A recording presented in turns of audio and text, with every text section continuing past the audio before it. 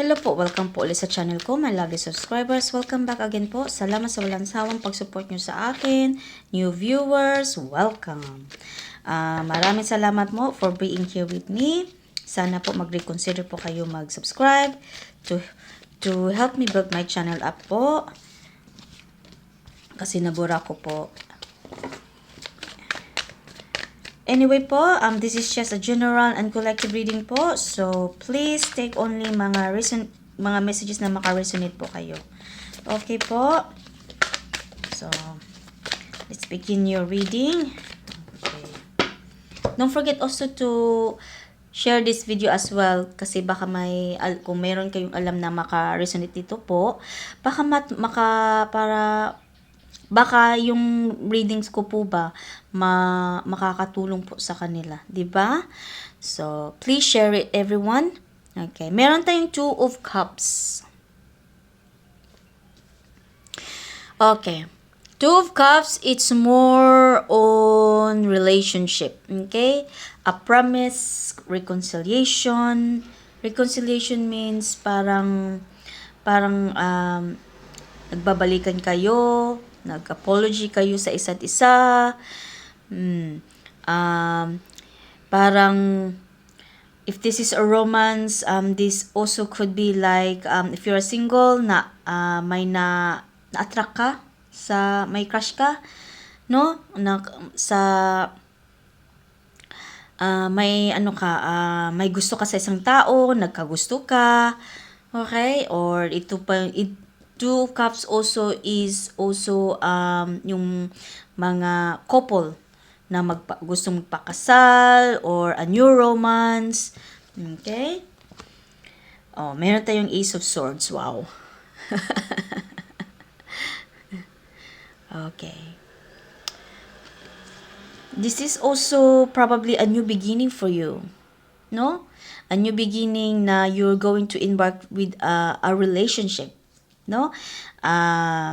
Gusto mo mag-try uli na umibig uli. Okay. Kasi na-attract ka sa tao na yan. Gusto mo yung tao na yan. Nagkagusto ka talaga sa kanya. Meron tayong the devil. Ooh, the devil. Okay. Temptation. Ingat po. Kasi merong the devil.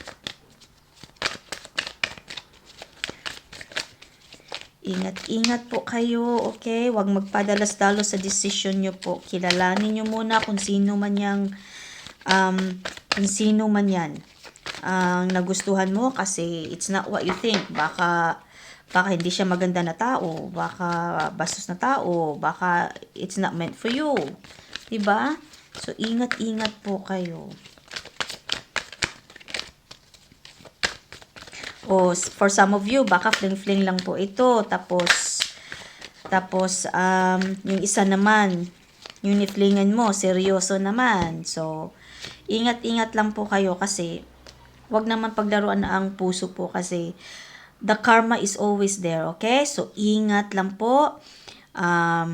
Plan ahead. Kailangan nyo magdesisyon sa kung ayaw mo sa isang tao na yan, don't stop ka na lang dyan. Okay? Huwag mo ipatuloy. Kung ikaw ay hindi sigurado something's wrong with that person, back out ka na. Kasi we've got the devil. So, ingat lang po kayo. Kasi baka ang gusto ng sa lalaki na yan ay it's not what you think. Baka gusto nila ay may nahanap sila sa iyo. No? Na you're not expecting it. So, mag-iingat po kayo. Okay. Meron tayong the world. For some of you, it could be a completion. Ito yung the world, no, is completion. Maybe you will find the right person. Baka mahanap mo na siya. Sa tagal mo nang hinahanap, baka mahanap mo na siya. I feel like this reading is about relationship. Okay. So, mag-iingat po kayo kasi baka at the end,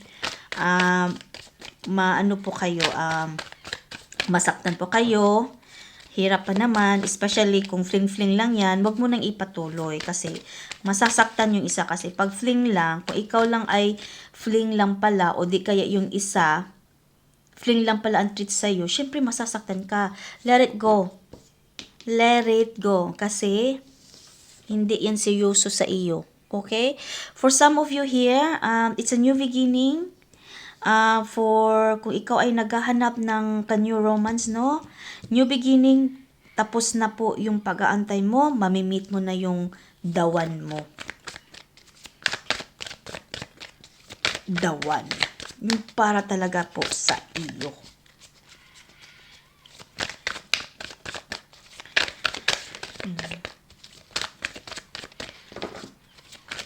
Mamimit mo na siya soon. Ipagtagpo na po kayo ng Divine Universe. Okay. Ay, naku po. Nakalimutan ko takpan ito. Sandali po takpan ko muna to kasi parang naked siya. Alam mo naman si YouTube. Takpan ko muna. Kalimutan ko tuloy.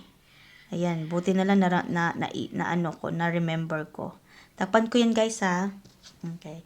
Meron tayong 4 of Wands. Ito yung blessings mo, ito yung rewards mo na for the romance na ipagtagpo na kayo matagal mo na tong inaantay, matagal mo na tong hinihingi ni Lord, ng Divine Universe na makahanap ka na ng para sa iyo. So this is it. This is it. This is your moment. Ito na yung happy moment mo sa relasyon mo, sa relationship mo. Okay?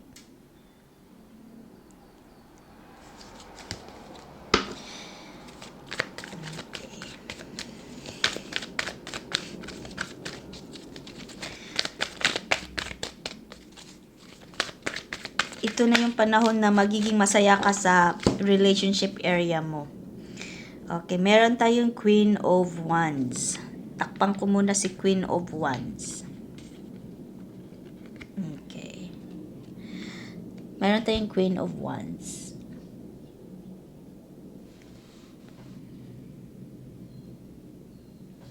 Okay. Wow, passionate.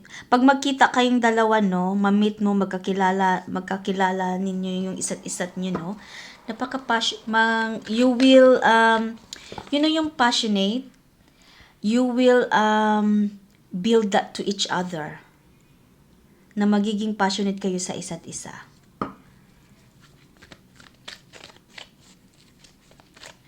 Both of you are very sensitive. Sensitive sa sa feelings nyo and sa iba din. In a good way. In a good way naman po. Okay, yun yung vibrant yung nyo, maganda yung nyo, relationship nyo, wala kayong ikaabala kasi para talaga kayo sa isa't isa.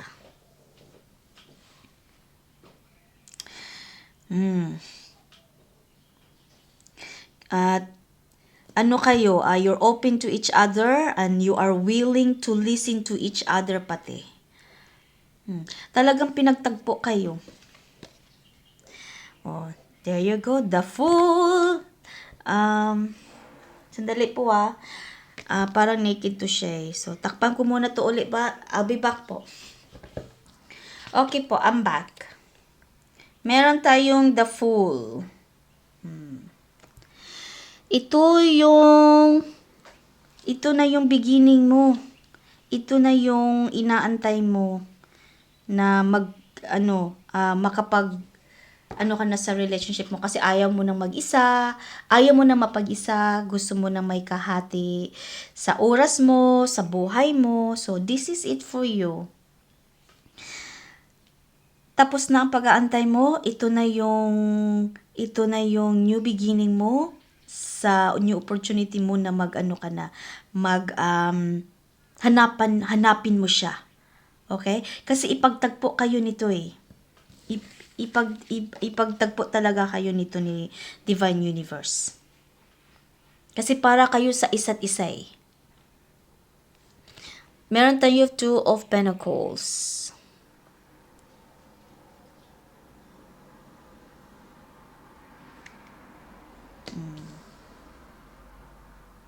Two of Pentacles po. Ang sa iba naman po ninyo, no, ay ano kayo sa relationship nyo,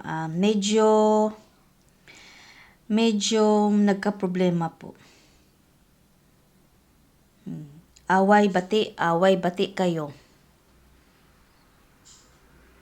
Hindi kayo magkaintindihan, tapos pag magdesisyon kayo, yung isa naman iba yung pagdesisyonan, yung hindi kayo, you're not putting your two heads together ba in one decision. Iba-iba yung decision nyo, iba-iba yung solusyon nyo sa isa't isa. For some of you. Okay? Kaya medyo nahirapan ka mag-adjust sa ano mo, sa relationship mo. Medyo na hirap ka hindi ka masaya sa relationship mo. For some of you. This could be something that advice na Divine Universe na kailangan mong tapusin na yan kasi hindi kayo para sa isa, obviously. Kasi lagi kayo nag-aaway eh. Hindi kayo yung pagdesisyon nyo, hindi yung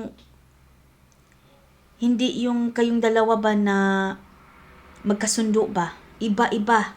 So, this might be a new opportunity po na i-end mo yung relationship na yan. Let it go. Kasi kahit mahal mo yan, magsasuffer ka. Magpatuloy ka, mag-suffer unhappy. The devil will tempt you to stay with that person kasi mahal mo siya. But if you want to choose for that road, it's up to you, but you will miss this opportunity po. Kasi sinabihan po kayo ng Divine Spirits na tapusin mo yan kasi ito na yung panahon na tapusin mo kasi hindi kayo para sa isa. There is someone that is meant for you. Okay? Yun yung sinasabi po ng energy po nito. Meron tayong Knight of Pentacles. Magiging sensible ka sa sa sarili mo. Okay? Magiging sensitive ay magiging sensible ka, kailangan mo din i-consider ang sarili mo. Unahin mo yung sarili mo din, unahin mo din yung happiness mo din. Kasi ikaw ang may dala sa sarili mo, ikaw ang may alam sa sarili mo. Kung hindi ka naman masaya, how are you going to fulfill your relationship kung hindi ka masaya? How are you going to move forward kung hindi ka naman masaya? Unahin mong sarili mo muna. Ayusin mo muna yan. Let it go. Close that chapter because that chapter is not meant for you. You're finding it the hard way. Okay? Yun sinasabi po dito. Siguro kasi yung tao na yan, no? Napaka-dominante sa'yo. Ikaw, give ka ng give. Ikaw yung giver eh. Siya take ng take. Tsaka dominante siya. Kaya tinitiis mo siya. Pero dahil sa love mo sa kanya, tinitiis mo siya. Pero sinasabi ni Divine Universe, naawa ni si Divine Universe sa'yo. Tama na. Tama na. Kahit mahal mo yan, hindi kayo para sa isa. Lulubog at lulubog ka sa unhappiness mo. Hindi ka maging masaya dyan. Miserable ka forever kung dyan ka, if you stick that person. Meron tayong 9 of Swords.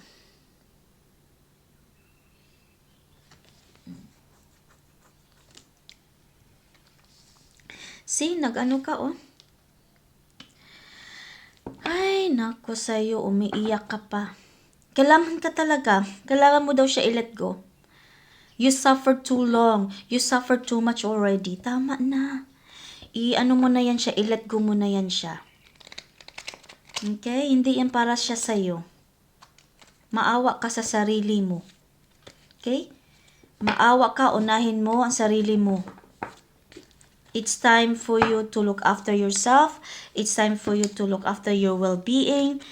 Kasi, ano ka na, pagod na pagod ka na, sakit na ng puso, sakit na yung mata mo, umiiyak. Tama na. Yun yung sinasabi ng Divine Universe, tama na, let it go. Nine of Swords, let go of it. Kasi hindi ka masaya dyan. Hindi ka masaya sa relasyon mo. Pagod na pagod ka na. Oh, may magpapakasal. Ace of Cups. May magpapakasal. Ito na yung ano mo, the new person, no? Definitely, new couple, magpapakasal kayo kasi tinadhana na kayo. Hindi ko lang alam kung saan at kailan kayo magkikita. Basta, ang sabi po dito ay magpapakasal po kayo. Mag-ano siya, mag-propose siya sa iyo.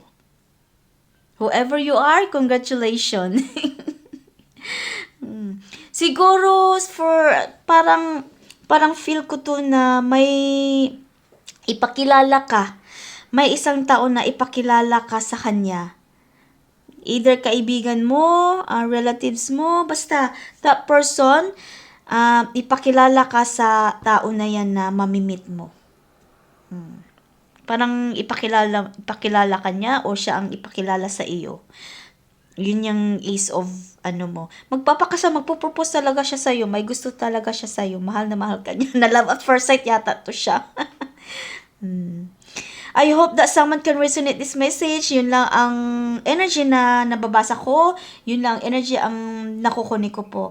I hope you enjoyed this reading. Don't forget to like, comment, subscribe, click that bell, and hype my video. Share my video as well, everyone. And thanks sa mga support nyo na binibigay nyo sa akin. Salamat po. Paalam muna. See you in my next reading.